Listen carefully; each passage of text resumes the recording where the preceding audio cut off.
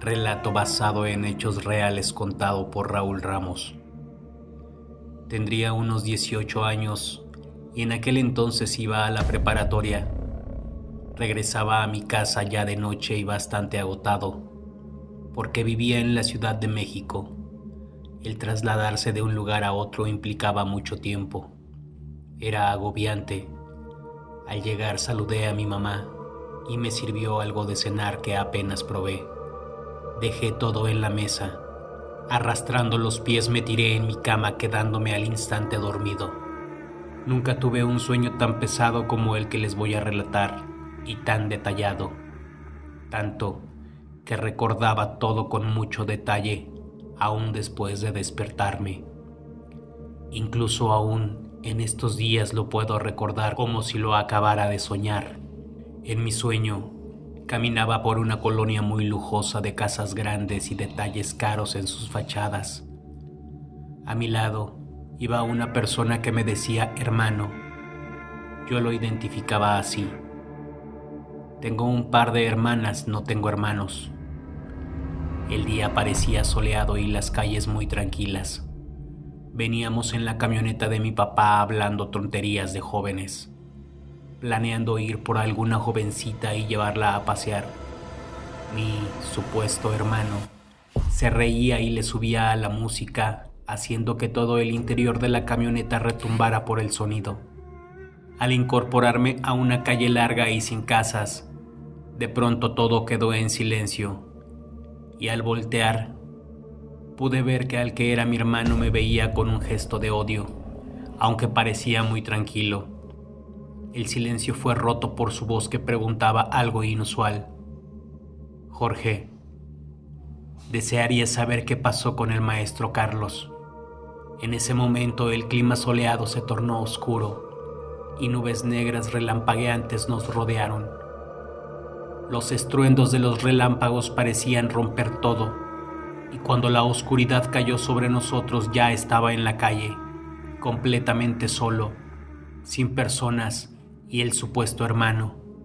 Sentí un terror profundo de verme rodeado por oscuridad y nubes relampagueantes.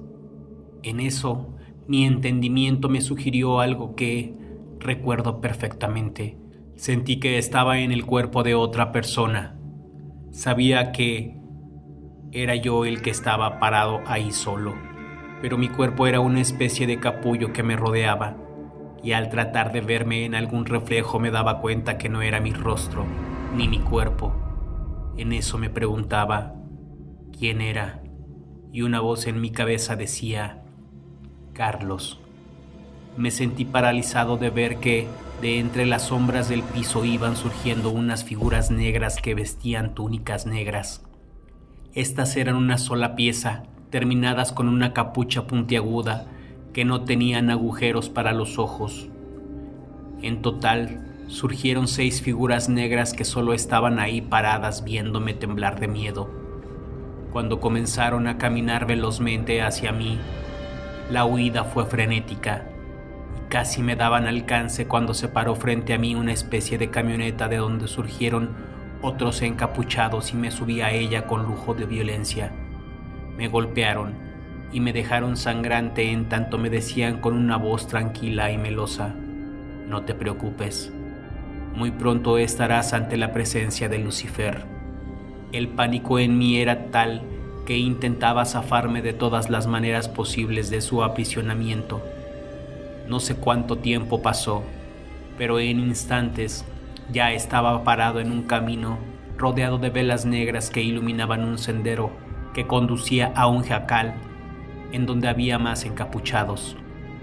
Lo más inquietante eran esos gorros con punta que los hacían ver siniestros. Los que venían martirizándome me condujeron a rastras por ese camino y me dejaron en el interior, donde otros tipos dibujaban un pentagrama en torno a mí. Comenzaron con cánticos llenos de gozo. Me miraban y decían que no me preocupara, que estaría pronto con el Padre. No terminaba de presenciar eso cuando sentí algo en mi vientre, algo helado y punzante que me hizo sentir mucho dolor y temor. Al mirar qué era, Me di cuenta con horror que era uno de los encapuchados que había clavado un enorme cuchillo en la panza. Sentí el golpe tan profundo que tocó mis vértebras. En un movimiento rápido el verdugo movía de un lado a otro la daga y abría mi estómago dejando salir un chorro de sangre que se regó por el piso, y mis intestinos se evaporaban con el calor interno. No pude soportarlo más. Desperté sudando y temblando de miedo por esa pesadilla. Poco a poco me di cuenta dónde estaba y me revisaba la panza. Respiré aliviado pensando que había sido un sueño y que todo había sido producto del cansancio. Tenía la luz encendida, estando aún vestido, así que me relajé, me preparé para volver a dormir y apagué las luces. No acababa de presionar el apagador cuando escuché el rechinido de unas llantas al exterior de la casa. Oí que estaban levantando a alguien. Esa persona luchaba con fuerzas porque no lo metieran al vehículo. Gritaba con terror y desesperación que lo ayudaran. Yo estaba paralizado sin poder moverme. Deseaba observar, pero no quería que me vieran. Se escucharon golpes, aullidos de dolor y estruendos en las cortinas de los negocios que habían por un lado de mi casa. Lo más inquietante fueron las voces. Eran unas voces roncas y estruendosas que parecían hablar en otro idioma, un lenguaje incomprensible con acento de Europa del Este. Todas hablaban al mismo tiempo, haciendo aún más inquietante el momento. Cuando se dejaron de escuchar los ruidos y las malditas voces gritar, pasaron unos segundos.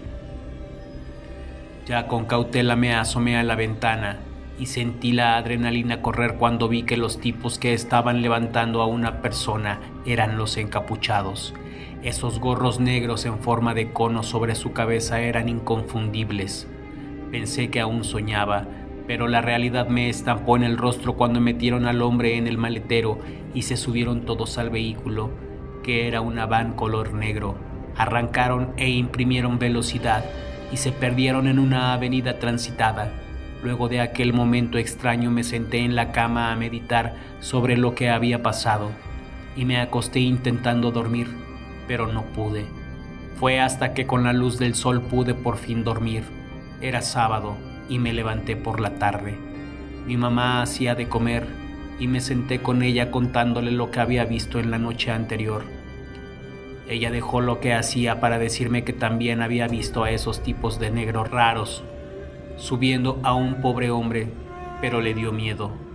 Era demasiada la casualidad y por un momento pensé que el hombre que levantaron era el Carlos de mi sueño. La respuesta me llegó días después al leer una nota de un diario en internet. En los alrededores de un rastro en el Estado de México encontraron los restos de una persona.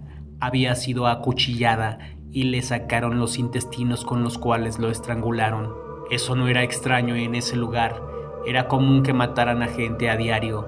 Lo extraño sucedió después al cenar con mi mamá.